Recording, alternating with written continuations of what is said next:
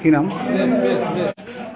বলেন বলেন, আপনার সাথে কি ঘটনা ঘটছে একটু আমাদের বলেন, নাহলে বুঝবো কি করে।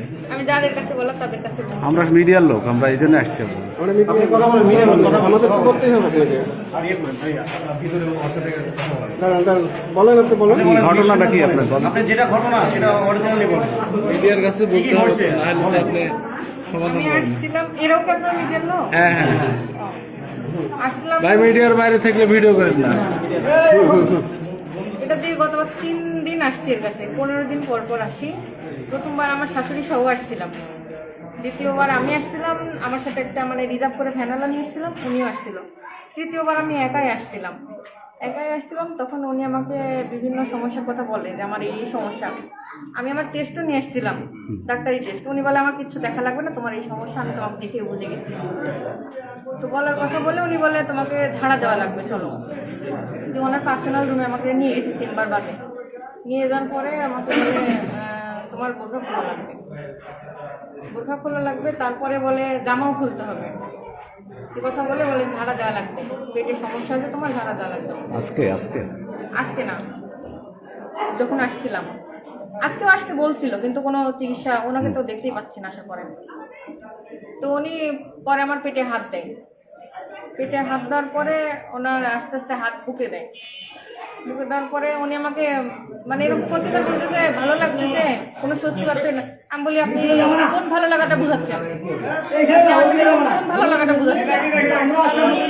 বলে না, আমার সাথে এরকম করার চেষ্টা করে। তারপরে উনি আস্তে আস্তে উপরে নিচে হাত দেওয়ার পরে উনি আমাকে মানে চেষ্টা করতেছে, কিন্তু আমি ওনার হাত ধরছি শক্ত করে, করতে দিই নাই কিছু। তবুও উনি চেষ্টা করতেছে। পরে আমাকে বলতেছে, আমি বলতেছি আপনি নাকি ঝাড়া দিবেন, তাহলে এরকম সিচুয়েশন কেন? উনি বলতেছে বাচ্চা নিতে হলে এরকম করতে হবে। বললাম ঠিক আছে। তারপরে বলতেছে এগুলো বলা যেন কোনো মতে হাজবেন্ডকে বলা না যায়। আমি বললাম কেন? বললে সমস্যা তোমার। তা বললাম আচ্ছা ঠিক আছে। বলছে এরকম করে 3 মাস আসতে হবে। আমি আসি মঙ্গলবারের দিন, উনি আমাকে আবার রবিবারের দিন আসতে বলে। রবিবারের দিন আসবো, তোমার কাছে হচ্ছে পার্সোনাল একটা ট্রিটমেন্ট আছে, ওটা হচ্ছে করতে হবে। তাহলে আচ্ছা ঠিক আছে, আমার হাজব্যান্ড সহ আসবো।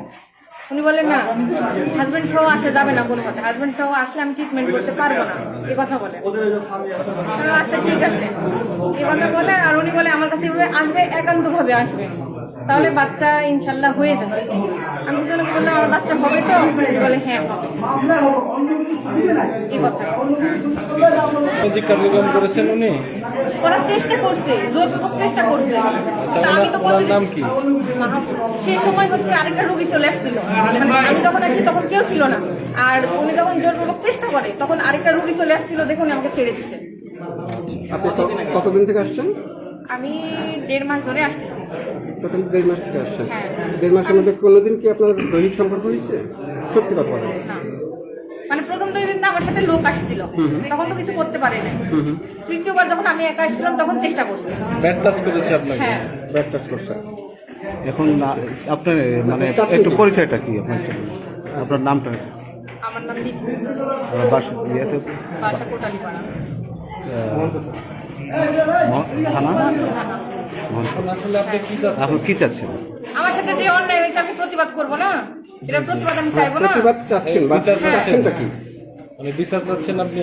যেটা ভালো হয় সেটা তো আমার স্বামী আছে, উনি ভালো সেটা বলতে পারবেন। আপনার স্বামী আসছে? হ্যাঁ।